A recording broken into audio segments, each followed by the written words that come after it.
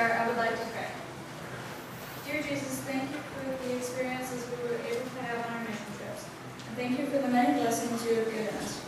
Thank you for everyone that was able to make it today. In your name I pray, amen. So we left at 8:30 a.m. on June 23rd, and we had 9 large bags. As we started to check in to the Green Bay airport, we learned that we could only have 2 bags each instead of our 3. So we had to start stuffing as much medication in our other bags as we could. And we had to get rid of all of the toys for the kids and supplies for the kitchen, and then whatever meds we couldn't fit in our other bags. So my bag was the last one to be weighed, and of course, it was too heavy. So then we started to stuff all of my clothes into our carry-on bags. I think our backpacks weighed just as much as our suitcases did. After we got that all sorted out, we were on our way to Detroit. We prayed the whole way that our gates would be closed together, and thank God they were. By the time we got off of our plane and over to the next gate, the next plane was already boarding, but we made it on time. The rest of our flights went good. We had a 5-hour flight to Quito, Ecuador, but it felt like a lot longer than that. Once we got to Quito, we went through migration and customs. We had some trouble because one of the women that went with us went ahead of us, and she had medication in her bags, but she didn't have the paperwork. So she got pulled off to the side, and her bags were just a mess. But we got that all figured out. Once our bus came, we loaded up and started the 4-hour bus ride that turned into about a 6-hour bus ride because we got lost. We had to call the lady that owned the house that we were staying at to help us find it. I felt bad for her because it was 3 a.m. and we woke her up. But once we found the house in El Altar, the doctor came and took all of our luggage down to the house. The road was too steep and too narrow for the big bus to fit. So we got everything down to the house, and we started to go through our luggage to see what we did and didn't have. While the rest of us went to work, Michael went to sleep. We all gave up about 6 a.m. to go to bed. We found out that we had most of our medication and even a few toys for the kids, but there was only about 12 beanie babies. The next day was pretty much a relaxed day, and I actually got pictures of the house, which I forgot to do last year. So this is the house we stayed at. This is the back porch, and that table is where we made all of our lunches. This is Michael and Nubia's son, which is our translator. His name is Danny. This is our living room and our dining room. If you look over in the right corner, there's all these bottles lined up. The guy who had owned the house before left everything. All the furniture, all of his bottles, and everything was there. This is the outside of the house. These steps that you can see behind these 2 ladies were the steps we had to climb every single day to get up to the road from the house. But the steps weren't very well made, so they were crumbling and falling, and it was just a big mess. A couple of us tripped, and it wasn't very good. Usually we got a ride to our clinic. Some mornings we had to walk the mile uphill to get over to the clinic.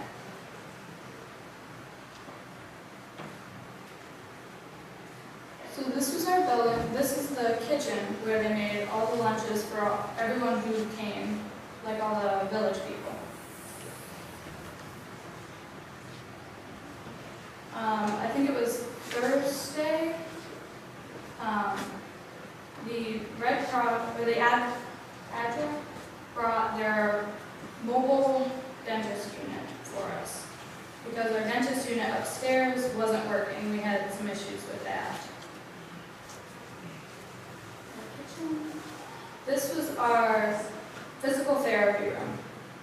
Sandra's mother, which is the lady that owned the house, her father was a physical therapist, so he taught all the Red Cross kids how to do physical therapy and massage. These were all the clothes that we had to work with for the 5.5 days that we worked. We didn't even use half of them. So this is a brand new building that they built for us. Nobody had used it before. They had just finished building it when we got there. Grandma was lucky enough to get a massage by Nelson. We had 5 doctors to work with us. Some days we only had one, and other days we had all 5 of them. Some of them had to go to their classes, and some of them taught classes. We had our foot ministry done by,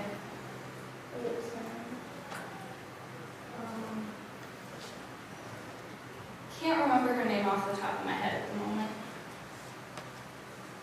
So we had 6 workers every morning doing their foot ministry and their nails. This is Johnny. She was in charge of the vitals. Her and a couple of the Red Cross kids all did vitals for the people. This was, I think, the first day we worked. So they were all rushing around, trying to get all the papers ready, and waiting for everybody to show up.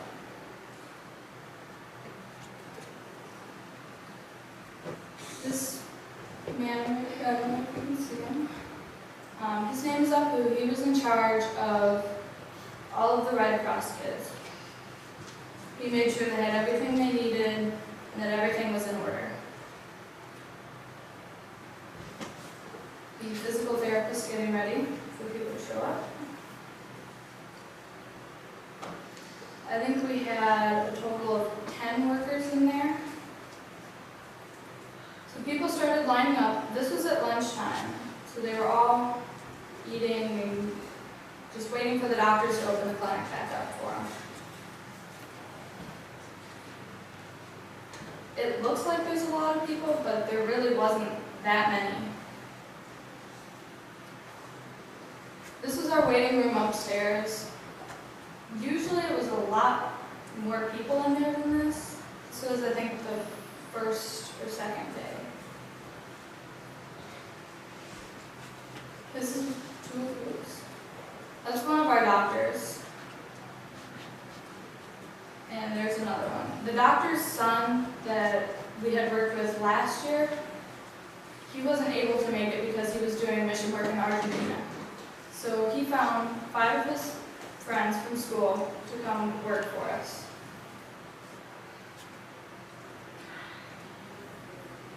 This is Dr. Cohedron, which is Sandra's husband, and they own the house that we were staying at. Grandma was in charge of the pharmacy, as she usually is, and she did a fantastic job. But we were missing a lot of our medications, so it was kind of difficult. We tried to communicate with the doctors what medicines we did and didn't have, which sometimes worked and sometimes didn't.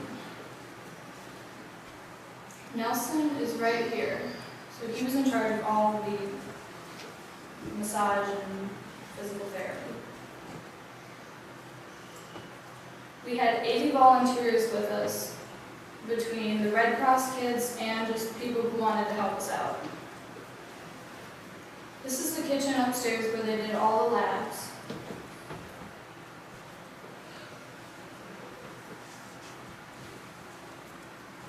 This lady right here, her name is Elizabeth, and she was in charge of all the reading glasses.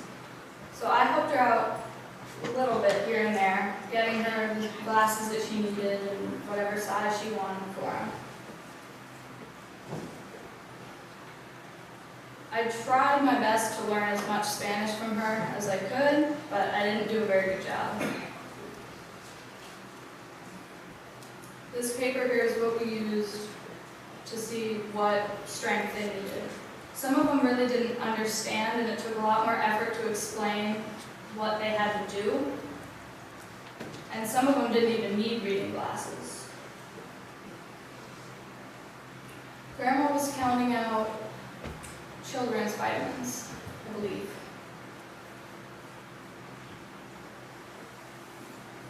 This is the waiting room upstairs. We had it completely capped full. This lady right here was in charge of clothing. She came and volunteered and took over for me. And she also was entertaining the people. while they were waiting for the doctors. I think we had one doctor this day. So we had tons and tons of people waiting. She was handing out bulletins for ADRA to try and help the people understand and get better health care. The health care in Ecuador is all free, but they just didn't understand how to get to it. These were our dentist workers. They worked for the first 2 days before ADRA came and took over. So it was the first day, it was really hot, so we opened the windows. Well, when we went to close it, the track had bent. So we had to have a crew climb up into the window and attempt to fix it for us. We got it pretty much closed, but we couldn't open it again. More of our dentist workers. The kitchen worked hard all day to make food. We had it ready for tons of people that were supposed to come. This is Sandra working hard. We were supposed to see 150 people every day, but the first day we only saw about 54. I could not get this girl to smile, no matter what I did. She would not smile for the camera. The kids absolutely love their toys. Most of them can't afford to have them. This was the happiest little girl I have ever seen. She was so excited when I gave her the toy. The little boys got cars that one of our other ladies had brought. These three were all playing on the floor. They had taken the little boy's car and they set both of the Beanie Babies on top of them. And then they tried to run it around the floor without knocking the Beanie Babies off.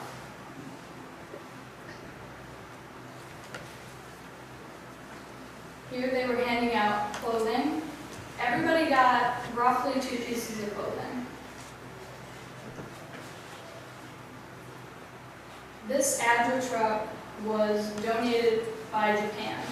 Japan had sent it over to Ecuador as a thank you. They had 2 dental chairs inside of this. It's kind of like a bus. So one night we came home from work. We were all really tired and we went to go get started on dinner. Well, we went to turn the lights on and none of them worked. The electricity went out. So we had a nice candlelit dinner.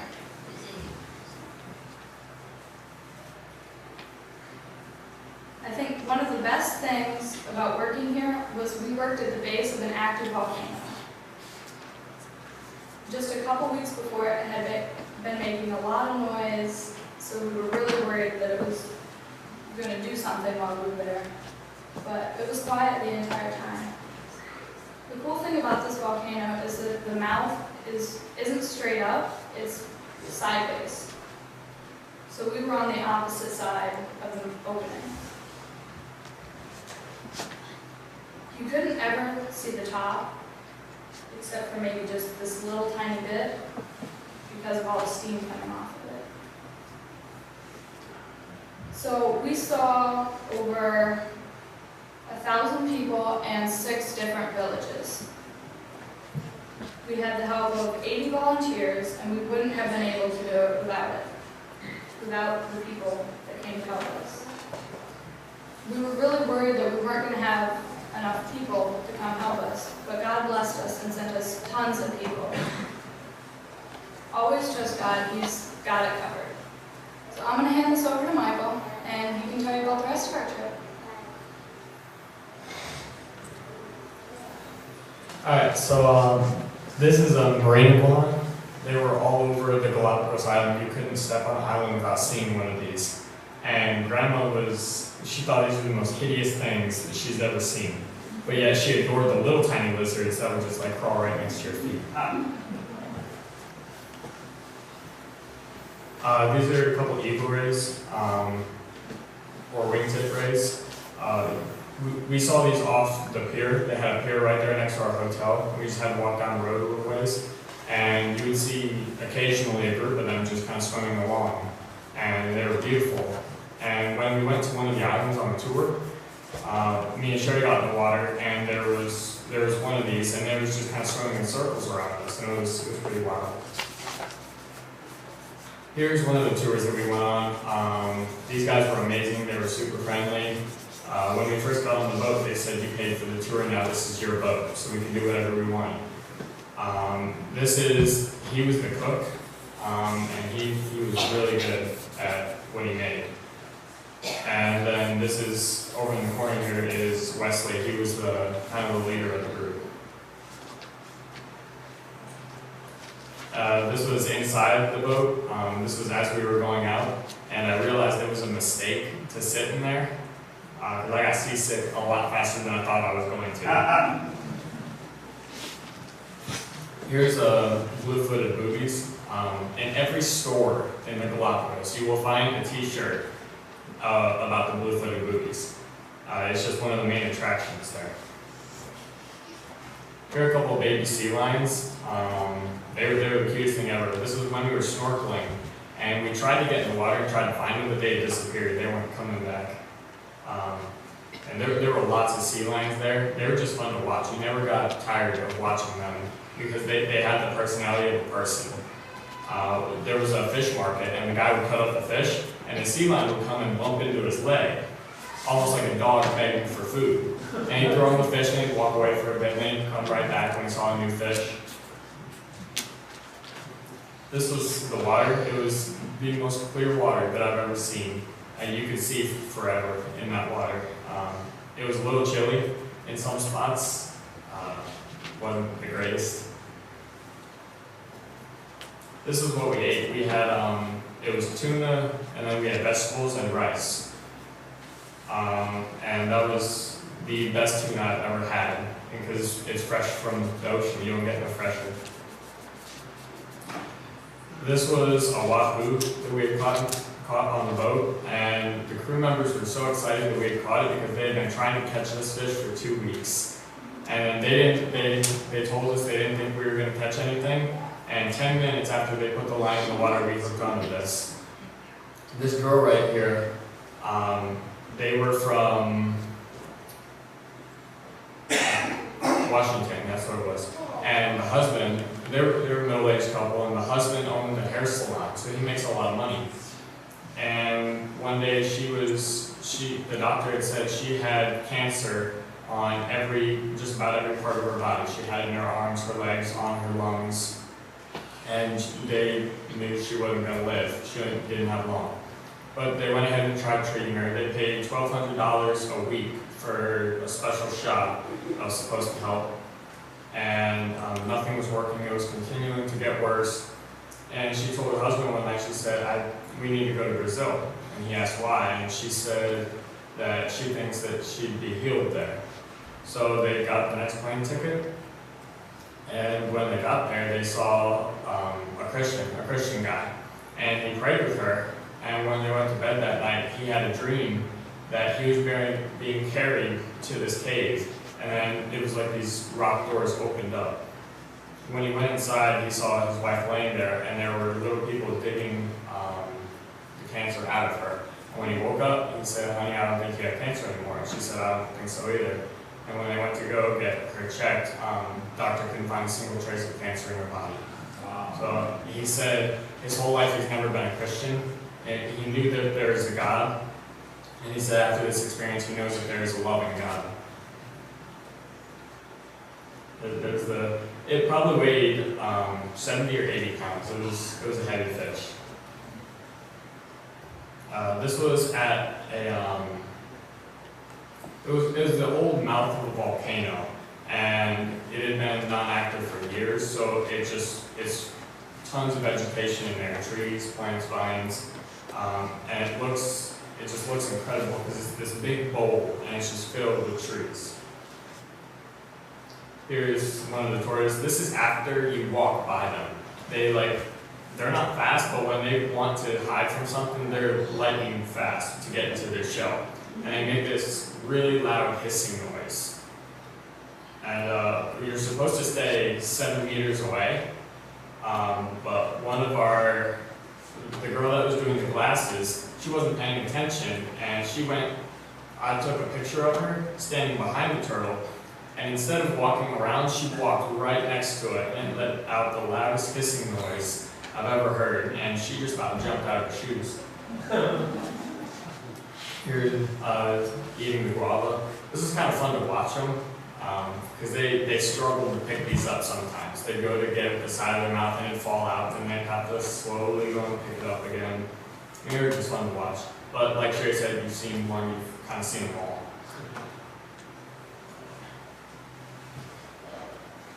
This was one of the lava tunnels.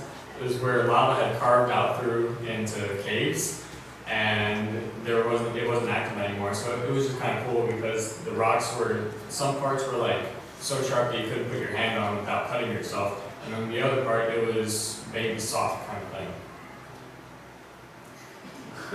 Here's one of the turtles that was walking in, and he was messier than I was when I was 2 years old. And he had just food all over his face. I actually don't know how much he ate, if he wore more than he actually ate. Here's one. This is when the fruit had actually dried to his face. See, here's the lava tunnel. On the side, it's kind of smooth, but at the very bottom, it's almost like tiny razor blades that are just sitting there. Some parts, it was mostly roomy, but there was one part where I had to duck down and Wesley had to duck down, but Grandma and Sherry walked right on without any problems. Here's in one of the, I guess the museums there, they had this, and he struggled for about 6 minutes to try and wedge himself underneath, going forward, and he couldn't do it, so he went around the back and crawled from up underneath.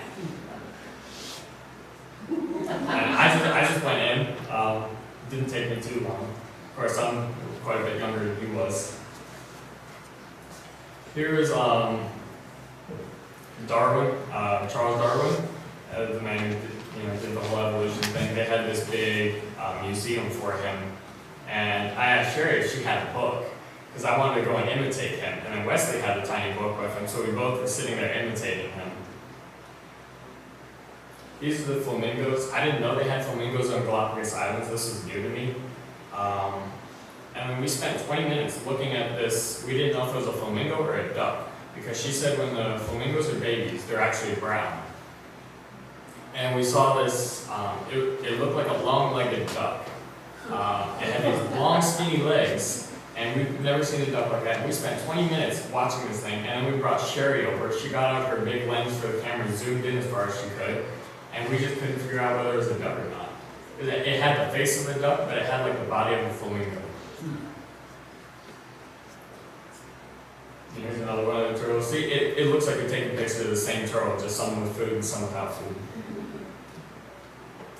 Here is one of the tortoise places. These, I think she said, were 40-year-old turtles, 30 or 40-year-old turtles.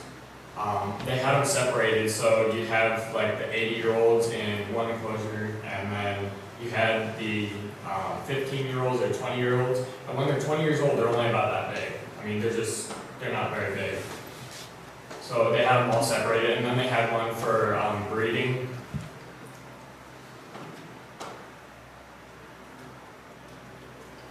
These were the between 10 and 20-year-olds.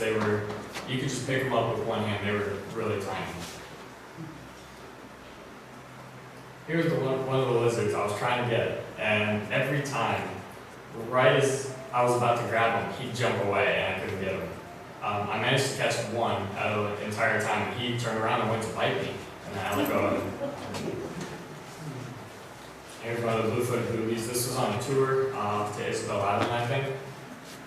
And it was amazing to watch these things. It was like watching a documentary of a war. They're just flying around in circles, and then all of a sudden a huge group of them will all dive down at once. It's not just one will dive down and the other. It'll be 5 or 6 of them will all dive down at the same time to get a group of fish. And they almost, when they're diving in, we took a picture of it, and it looks like a sword. It looks like a literal sword. This was on the island. This was one of the, I guess you could say, coves that kind of dips in. And at one of these places, we saw I think, 5 or 6 sea turtles, which almost never happens. So we were really lucky. We just saw them, kind of riding the surf. Here's a white-tipped shark. They get up to 6 or 7 feet. And when we went on one of the tours, the fishing tour, the boat we were on was too big to go all the way up on the beach because there was coral. There's a reef there. And so they were setting up this tiny boat, and I was thinking, it's really taking them a long time. It was about a quarter of a mile to the beach. It was a long ways. And I looked at Cherry, and she asked me if we wanted to swim. So I said, yeah, let's just swim. So we both dove into the water, and we started swimming, and I took off in the lead. And about halfway there, I saw this big dark figure underneath me, and I looked down and I realized it was a shark right underneath me, over to the side just a little bit. And he was about as long as I was. And at that point, what do? There's no use in yelling for help. He's still fixing the boat. And it's not like I can take off swimming to the beach because I'm still half a mile away. Or, not half a mile. I'm still half of the quarter mile, there we go. And I just chose to ignore it because there's nothing I can do. I just casually kept swimming, hoping he'd go away. And then I looked away just for a quick second. And when I looked back, he was gone. So I was thinking he's coming up from behind me. So I turned around and he's not there. So I kept swimming. About 10 seconds later, I hear Sherry say, I think there's a shark underneath me. I said, yep, that's a shark. Just keep swimming. I was like, don't even pay any attention to him. We finally got to the beach, and we actually beat the boat. So we were so tired, we just laid face first in the sand. I couldn't move my legs when I tried walking. These were a bunch of crabs. They have them all over the rocks, and they're all sorts of colors. Some are dark red, and some are really bright with blue. This one had roasted in the sun. He was dead. This is right on the surf. The red flag, most of you know, is rip currents, tides. But yet, nobody really pays attention to the flags there. There were kids swimming in the water, and there were tons of surfers. I saw a 5 or 6-year-old boy. He had a surfboard that was probably as long as my leg, and he was taking that out and he was actually surfing. And I've never seen somebody that small be able to surf. This was Sherry taking a couple of pictures. It was gorgeous there. What we did is, there was a beach, and because there were red flags out, we didn't want to go swimming there. So we walked around the corner. It was quite a walk. And it was the bay. So there were no tides in the bay, so you could go in there. But it was also murky, so you didn't know what you were going to step on. And to get to the beach, it was 1.5 miles, I think. And then we had to walk almost a half mile to get to the bay. So we walked 2 miles in that day. And the girl who was doing the glasses had broken her foot before she came on the mission trip. And she was recovering from it, and she really wanted to go to the beach. And we told her, she's not going to make the trip. She really struggled to keep up. We tried to keep the pace slow so that she could keep up with us. And so she gave me her underwater camera. It was just one of those cheap little disposable ones. She said she had 3 pictures left, and she wanted me to get some pictures. So I went to the bay, and I realized it was too cloudy to take any pictures. So right as we were walking out, there was this little spot where rocks were it was up out of the water, so it was just kind of calm in this little spot. And a couple of people were getting out, and I asked them if they saw anything in there. And they said that they saw a couple tiny little sharks. So I said, that's what I'll get pictures of. So I get in the water, and I'm swimming around trying to find it, and I'm not even seeing a single fish. And right as I'm like, all right, that's it, I went to turn around, and then 3 of them swam right past me. So I got pictures of them, and then gave it back to her. Here was the cat in our hotel. This is probably the best hotel I've ever been to, because they had hammocks in their lobby. They had hammocks, they had these rocking chairs. This cat had more attitude than any person I've ever met. It loved Sherry's flip-flop. It's not just shoes, it was only Sherry's flip-flop. I don't know if it was the way it smelled or if the shape or something, but it loved it. She'd take a flip-flop off and lay it on the ground, he'd come and lay next to it. The thing about this cat, it wants attention, but it doesn't want to come to you, it wants you to come to it. But yet at the same time, it doesn't want you anywhere near it, so he'll run off. He'll let you get about 3 strokes in, and then he'll take off running. I I'd be sitting in a hammock, and he would walk right underneath me and then sit down right in front of me. I'd go to pet him, and he'd move a couple steps further. So I'd reach a little further, and he'd move a couple steps further. And it was just a never-ending battle. Oh, that's it? All right. Yeah, we went on 3 tours total. 2 were by boat, and then another one was just on the land, the tourist thing. And the last tour was to Isabel Island, which is kind of shaped like a seahorse, and I thought that was pretty cool. On that island, we saw these penguins, and it was the spot where we were going to go snorkeling. So when we went down there, it was just this beautiful water, and there were 3 sea turtles just kind of sitting with each other. And there was a girl there, she had an underwater camera, but she was too scared to get close to the turtle, so she's staying back, and she's at the rear end of the turtle. So all she's getting is the back end on this video. And I took the camera from her, and I went around to the front, and I dove down, and I got right up next to him, and he never moved. And I thought that was just the coolest thing ever, that you could be that close to them. Because a lot of them, if you get anywhere near them, they'll swim faster than you can run. So it was just an amazing trip. And the construction crew, what we were able to learn was we're not going there to bless them. Yes, they're being blessed, but when we go there, we're blessed by them. It's almost like you can't explain the feeling you get when they say thank you, and it's a huge blessing to be able to go and to help somebody who's not as blessed as we are here in America.